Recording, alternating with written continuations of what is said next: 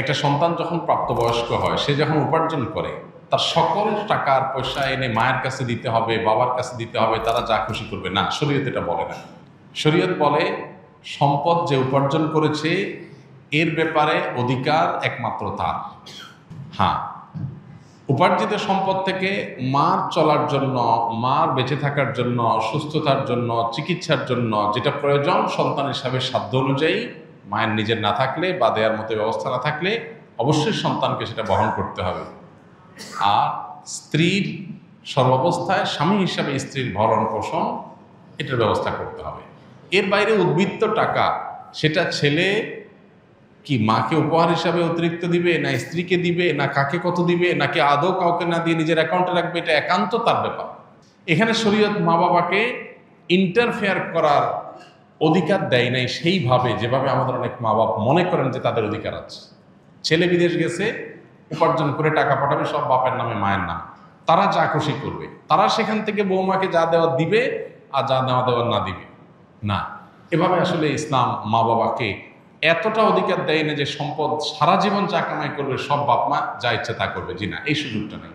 অনেক মা বাবা এটা জানেন না এবং এখানে অনধিকার চর্চা করেন তারা।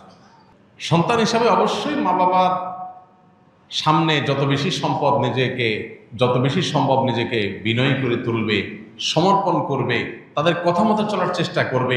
তাদের লাগবে 10 টাকা, সম্ভব হলে 15 টাকা দিবে। তাদের যা দরকার তার চেয়ে বেশি দেওয়ার চেষ্টা করবে, তাদের চাহিদার চাইতে বেশি সেবা করার চেষ্টা করবে। এটা সন্তানের জায়গা থেকে তার মানসিকতা থাকা উচিত। মা বাবার প্রতি কর্তব্য বোধের জায়গা থেকে তারা আমাদের মা বাবা।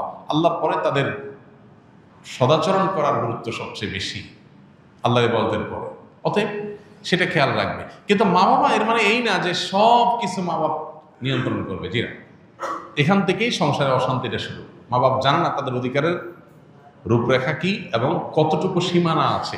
এর বাইরে তারা মা বাপ হিসাবেও অধিকার চর্চা করতে পারে না বা তাদের ক্ষমতা তারা জাহির করতে পারে না। এটা আমাদের সমাজে জানাশোনা নেই। এই জায়গা থেকে সমস্যাগুলো তৈরি হয়। একটা হাদিস আছে, সেখান থেকে কিছুটা অনেকে ভুল বোঝেন। হাদিসটার হলো এই, নবী সাল্লাল্লাহু আলাইহি ওয়াসাল্লাম বলেছেন, আনতা ওয়া মালুকা লি আবিক, তুমি এবং তোমার যাবতীয় এবং সমুদয় সহায় সম্পদ সব তোমার বাপের, মায়ের, বাবা মায়ের। এই হাদিসের মানে অনেকে মনে করেন যে কেউ যা কামাই করবে সারা জীবন যত কিছু করবে সব বাপ মার। জি না, এই হাদিসের ব্যাখ্যা হলো তুমি তোমার উপার্জিত সম্পদ এখানে তোমার বাপ মা, অর্থাৎ তাদের খরচ খরচার জন্য যতটুকু দরকার ততটুকু তোমার এখান থেকে নেওয়ার অধিকার তাদের আছে। এখানে সমুদয় সম্পদ বোঝানো হয় নাই। যদি সমুদয় সম্পদ বোঝানো হতো তাহলে জাকাত তো বাপমার উপরে বর্তাইতো, ছেলের উপরে বর্তাইতো না। কারণ সম্পদ যদি একজনের হয়, জাকাত তো আরেকজনের উপরে বর্তাবে না। এরকম আরো বহু প্রশ্ন তৈরি হবে। তো এই জন্য হাদিসটার ব্যাখ্যা আমরা অনেকে ভুল বুঝি এবং এর ফলশ্রুতিতে অনেক মা বাপ একটু বাড়াবাড়ি করেন, সীমালঙ্ঘন করেন এবং সেক্ষেত্রে স্ত্রীর সাথে ছেলের দূরত্ব তৈরি হয়। তো এগুলো আমাদের ব্যালেন্স করতে হবে। এবং একইভাবে আপনার সম্পদের ব্যাপারে স্ত্রীরও এই মানসিকতা থাকতে হবে যে স্বামী তার উপার্জন করার পর আমার ভরণ পোষণ ঠিকঠাক মতো দিচ্ছেন কিনা। যদি দেন, এরপর বাকি সম্পদ তিনি কি করবেন, তিনি কি তার মাকে দিয়ে দিচ্ছে অতিরিক্তটা, না ভাইকে দিয়ে দিচ্ছে, বোনকে দিয়ে দিচ্ছে, এটা একান্ত তার ব্যাপার। আমার এটা নিয়ে মাথা ঘামানোর দরকার নাই, হেডেক নেওয়ার দরকার নেই। বেশিরভাগ মহিলাই অহেতুক পেরেশানি করে নিজেও কষ্ট পায়, সংসারটাকে অশান্তি করে। আমার পরিচিত এরকম আত্মীয় স্বজনের ভিতরে এরকম মেয়েদের কথা জানি যে স্বামী লক্ষ লক্ষ টাকা ধরা খাচ্ছে, কোথাও কাউকে দিয়ে দিচ্ছে, কোনো ভাবনা নেই। আমার তো এটা দেখার দরকার নেই। আমার দেখা দরকার হলো যে আমার ছেলে মেয়ে এবং আমার ভরণ পোষণের ব্যবস্থা সে করছে কিনা। সেটা যদি সে না করে, আমার অধিকার যদি সে খর্ব করে, সেগুলোও যদি সে মানুষকে দিয়ে দেয়, তাহলে অবশ্যই আমি সেখানে দাবি তুলব, যথাযথ নিয়মে আমি আর্গুমেন্ট করব। কিন্তু আমি আমারটা যথাযথ পাচ্ছি, আর দরকারটা কি? বেশিরভাগ মহিলারা স্বামীকে চায় কবজার ভিতরে আনতে, কন্ট্রোলের ভিতরে আনতে, যে আমার কথা উঠবা, আমার কথা বসবা, আমার কথা এদিক ঘুরাবা, আবার এদিক ঘাড় ফিরাবা। এই যে স্বামীকে গোলাম বানাতে চায়, এটা আরেক সমস্যা। তাহলে একদিক থেকে মা বাপের সমস্যা, আরেক দিক থেকে বইয়ের সমস্যা। এই সমস্যাটা কেন হয়? কারণ তার কতটুকু অধিকার আছে এটা সে জানে না। তার যতটুকু অধিকার আছে তিনি তার চাইতে আরো বেশি খাটাইতে চেষ্টা করেন। এটাই হলো একটা ভুলের জায়গা। দাম্পত্য জীবনের সুখ শান্তির জন্য এই জিনিসগুলো অনেক গুরুত্বপূর্ণ। এই জন্য বিয়ের আগে ট্রেনিং হওয়া দরকার। সন্তানকে ছেলে মেয়ে করে বিয়ে করাবেন, সেখানে কি করবেন কি না করবেন, কোথায় অধিকার খাটাতে যাবেন কোথায় খাটাতে যাবেন না, এগুলোর উপর ট্রেনিং হওয়া দরকার। আমার অনেক দিনের স্বপ্ন ইনশাআল্লাহ এরকম একটা ট্রেনিং ডেভেলপ করার, যে বিবাহ ইচ্ছুক ছেলে মেয়েরা এই ট্রেনিং করবে।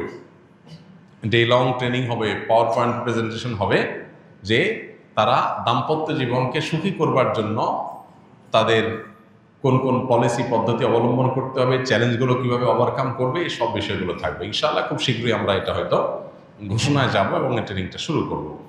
তো আমাদের বাসা বাড়িতে যে অশান্তিগুলো আছে, যে কলহগুলো আছে, আল্লাহ তাআলা সেগুলোকে দূর করার তৌফিক দান করুন। সবাইকে যার যার অধিকার, সবাইকে যার যার করণীয়গুলো আদায় করার তৌফিক দান করুন। আমাদের বোনদের যারা স্ত্রী হয়ে কোথাও কারোর সংসারে আছেন, কারোর সাথে দিনাতিপাত করছেন, সেখানে নিজের অধিকারের চাইতে বেশি অধিকার খাটানোর চেষ্টা তার করা যেমন উচিত নয়, ঠিক একইভাবে মায়েদের বাবাদেরও উচিত নয় সন্তানের সম্পদ এবং উপার্জন করে অতিরিক্ত মাথা গমা। কোনো ছেলে বউয়ের পিছনে টাকা একটু বেশি খরচ করে, একটু বউ পাগল বেশি হয়। মা বাপ হিসাবে তাদের দায়িত্ব হলো সন্তান সীমা ছাড়ায় গেলে তাকে সুন্দরভাবে বোঝানো যে বাবা ব্যালেন্স করো, পরিমিত হও, হিসাব নিকাশ করো, অতি পাগল হয়ে যেও না। এরপর যদি দেখা যায় যে না ছেলে ভুল বুঝে বা বৌমা ভুল বোঝে, তো বাপ মা হিসাবে তারা তাদেরটা পাচ্ছে কিনা তারা দেখবে, বাকিটা নিয়ে মাথা ব্যথা করবে না, বরং আল্লাহর পরে হাওয়ালা করে দিবে। কারণ বিয়ের পর বিশেষ করে কয়েক বছর পর্যন্ত, একটা নির্দিষ্ট সময় পর্যন্ত এই পাগলামিগুলো ছেলেরা করে। এরপরে আস্তে আস্তে হুঁশ ফিরে আসে, মাথায় ব্যালেন্স হয়, তখন সে আর আগের মতো পাগলামি করে না। তো এই টাইমটাতে মা বাবার সহযোগিতা করতে হয়, হেল্প করতে হয়। মা বাবা এখানে এসে জোর খাটাতে গিয়া অশান্তি সৃষ্টি করে দিলে এই যে পলাশ সাহার মতো ঘটনাগুলো ঘটে, এই ঘটনাগুলো যেন আমাদের পরিবারে না ঘটে, আল্লাহ আমাদের মা বাবাদেরকে এবং স্ত্রীদেরকে সবাইকে যার যার দায়িত্ব কর্তব্যের সীমা রেখাটা বোঝার তৌফিক দান করুন।